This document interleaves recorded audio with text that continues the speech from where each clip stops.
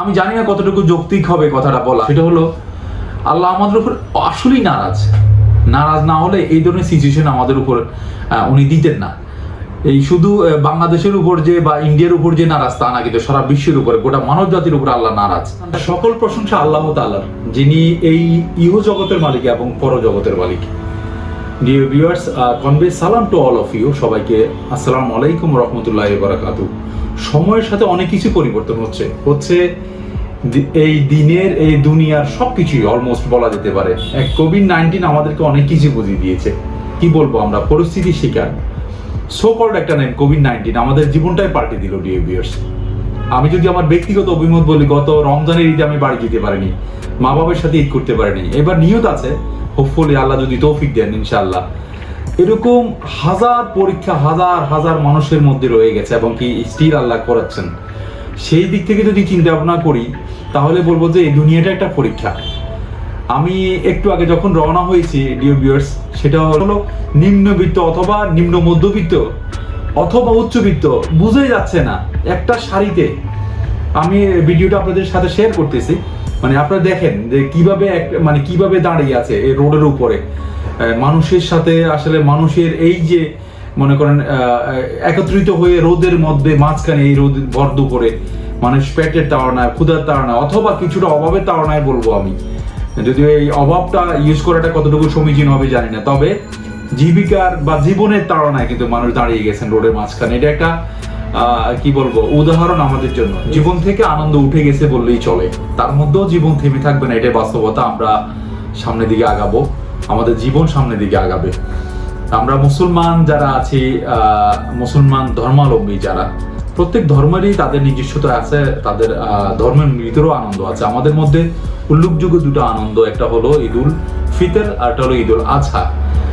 ঈদুল ফিতর চলে গেছে, ঈদুল আজহা আসছে। আমি মূলত আগাম একটা শুভেচ্ছা। আমরা যে অবস্থা থাকি না কেন, আসলে আল্লাহর একটা নিয়ামত, কিন্তু এই যে ঈদগুলো আমাদের জন্য, মুসলমানদের জন্য একটা নিয়ামত। সেই ক্ষেত্রে যেহেতু খুশির একটা বিষয় থাকে, সেক্ষেত্রে অবশ্যই আমার উচিত আপনাদেরকে শুভেচ্ছা জানানো। হ্যাঁ, আমাদের হাল, আমাদের অবস্থান, আমাদের যে সিচুয়েশন, এটা একটা ডিফারেন্ট, এটা আমরা বিলিভ করি। আল্লাহ সেটা আমাদেরকে অবশ্যই পরিবর্তন করে দিবেন। আর সবচেয়ে বড় কথা হলো কি, এই সিচুয়েশনগুলোতে আল্লাহর উপর তাওয়াক্কাল করা, আল্লাহর উপর ভরসা রাখা, সৃষ্টিকর্তার উপর ভরসা রাখা হলো আমাদের সবচেয়ে বড় গুরু দায়িত্ব। এই জন্যই ঈদের আগাম শুভেচ্ছা সবাইকে। যেখানে থাকবেন সেফ থাকবেন, সুস্থ সুন্দর থাকবেন, ভালো থাকবেন, ফ্যামিলির সাথে থাকবেন বা যেখানেই থাকবেন। কোভিড-19 এই থাপাটা বোধহয় একটু ভালোভাবেই দিল, কারণ গতকালকের দিনেও প্রায় 200+ লোক মারা গেছেন কোভিড-19। এটা একটা মহামারী রূপ নিচ্ছে। এইরকম সিচুয়েশন এর আগে বাংলাদেশ দেখেনি।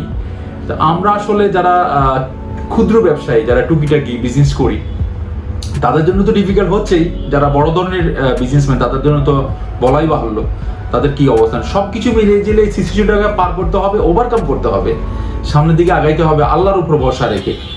দেখুন, আমি জানি না কতটুকু যৌক্তিক হবে কথাটা বলা। এখন যে কথাটা বলবো সেটা হলো আল্লাহ আমাদের উপর আসলেই নারাজ না হলে এই ধরনের সিচুয়েশন আমাদের উপর উনি দিতেন না। এই শুধু বাংলাদেশের উপর যে বা ইন্ডিয়ার উপর যে নারাজ তা না, কিন্তু সারা বিশ্বের উপরে গোটা মানব জাতির উপর আল্লাহ নারাজ। কোথায় আমরা চলে গেছি, আমাদের অবস্থানগুলো কত নিচে নেমে গেছে, যার ফলে আল্লাহ আমাদের উপর নারাজ। এই জিনিসগুলো আমাদের আমার মনে হয় we should think about that. আমাদের এই জিনিসগুলো নিয়ে একটু হলো ভাবা উচিত। সময় চলে আসছে, আর দেখুন খুব দ্রুত কেমন জানি সময়গুলো চলে যাচ্ছে জীবন থেকে। তো এই দুনিয়াটা খুবই শর্ট একটা সময়। এই শর্ট সময়ের মধ্যে নিজেদেরকে যতটুকু সেফ রাখা যায়, আর অবশ্যই যেখানে থাকবেন দিন দুনিয়ার জন্য অবশ্যই চিন্তা ভাবনা করবেন। পারলে কাউকে হেল্প করবেন, না পারলে কাউকে ঠকাবেন না বা ঠেকাবেন না। এরকম মন মানসিকতা আমাদের মনে হয় আমাদের নিয়ে আসা উচিত। প্রত্যেকটা রমজানে বা ঈদে আপনাদেরকে শুভেচ্ছা জানাই, এটাও তার ব্যতিক্রম কিছু নয়। আপনাদেরকে ঈদের শুভেচ্ছা। আবারও দোয়া করবেন আমার জন্য, আমাদের ফ্যামিলির জন্য। আমিও সারা দুনিয়ার যত মানুষ আছে, প্লাস আমার যারা শুভাকাঙ্ক্ষী, যারা আমার ক্লায়েন্ট আছে, সবার জন্য দোয়া করি। সবাই সুস্থ সুন্দর থাকবেন, এই দিনগুলো আল্লাহ আমাদেরকে পার করে দেবেন, আমরা এই আশাবাদ ব্যক্ত করে আজকে এই পর্যন্ত। যেখানে থাকবেন সেফ থাকবেন। আসসালামু আলাইকুম রহমতুল্লাহি ওয়া বারাকাতুহু।